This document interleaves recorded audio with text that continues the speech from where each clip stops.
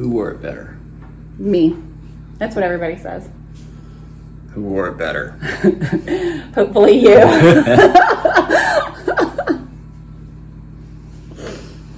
All right, back to the starter.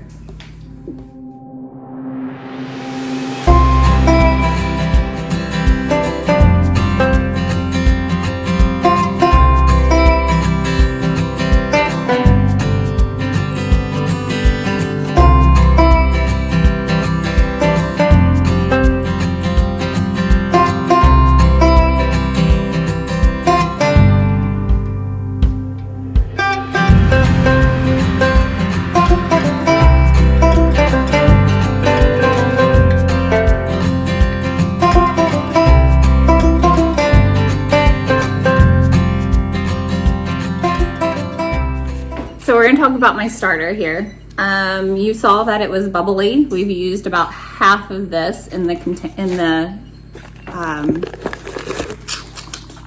bread mixture. Sorry, still having some bouts of chemo brain here.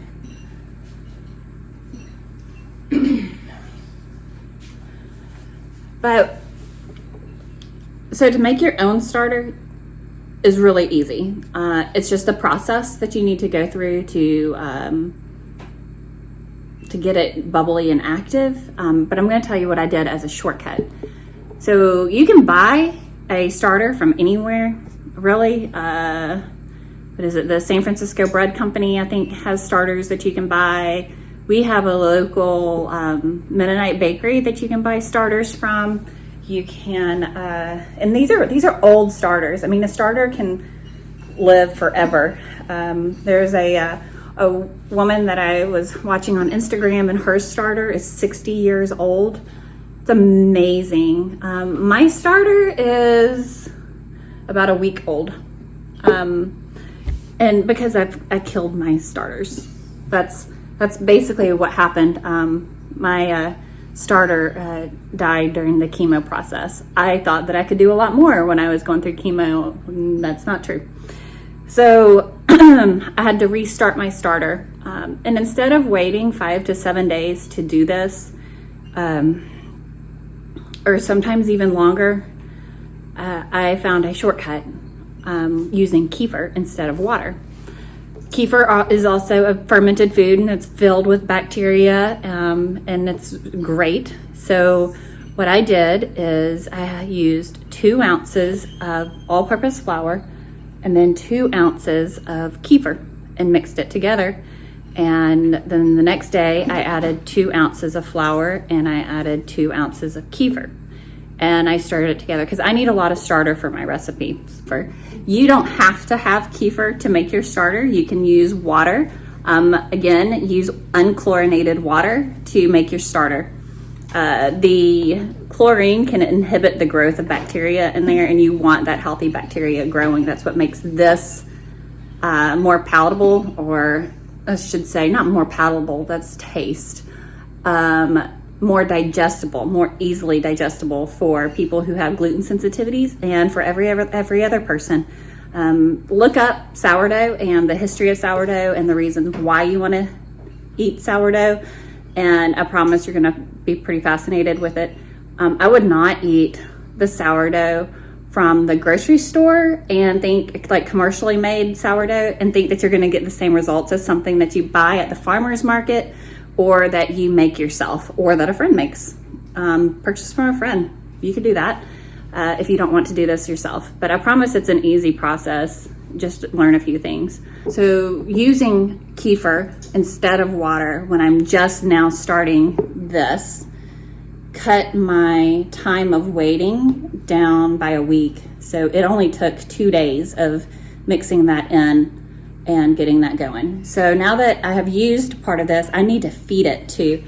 I feed my starter once a day right now. Some people feed it twice a day.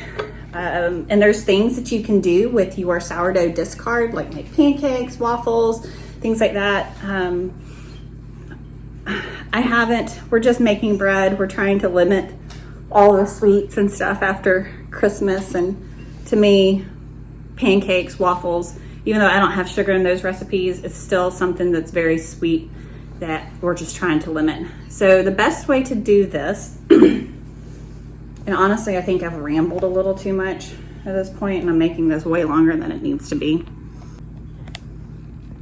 All right, sorry I'm cutting off my head in most of these videos. I can't find the attachment to my tripod that I have to make this a higher perspective. So you're just gonna get like half of my head on this.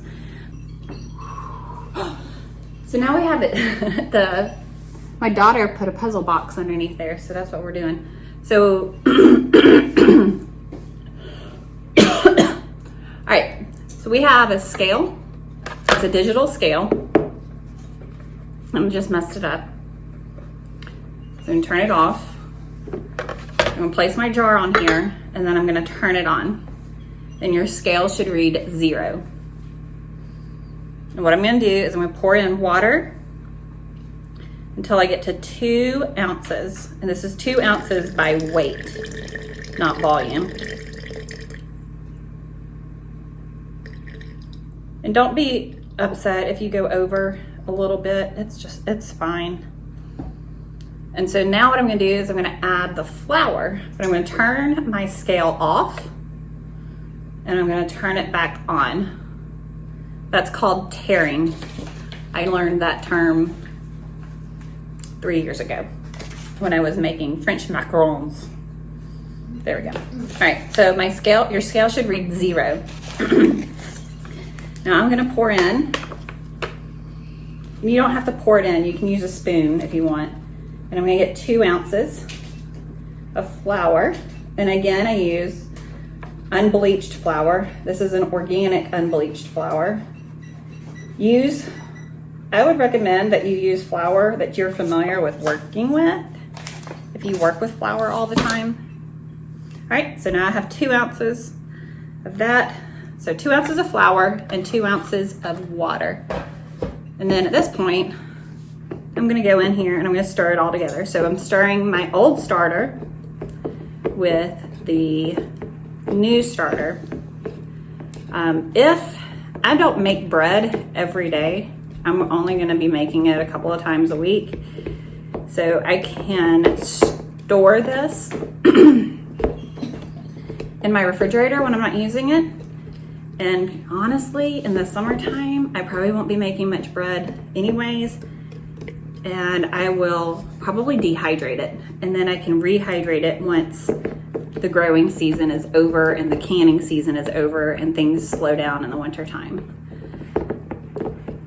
But we'll see how that goes. All right, once it's all incorporated, I store mine on top of my refrigerator. So you want to store this in a warm spot, out of the way where it doesn't get touched and moved around. And so I will put this on top of my refrigerator and I can use it tomorrow if I want to. I can use it later this evening if I want to. But seeing how I'm gonna have 2 loaves of bread going, likely won't be using it for a couple of days. So I might just store this in my refrigerator. Today I added 2 ounces of flour and I added 2 ounces of kefir. And I stirred it together because I need a lot of starter for my recipe. And then at that point in time, I just keep it active by taking half of it out and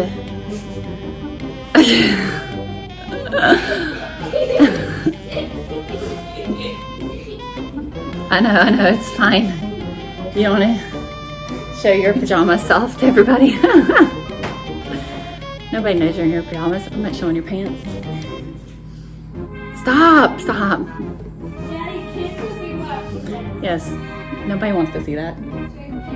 Well, kids at least. Or friends. Exactly. Or family members, right? I'm redoing my video because I realized that I was distracted during the process. I couldn't focus. Yeah.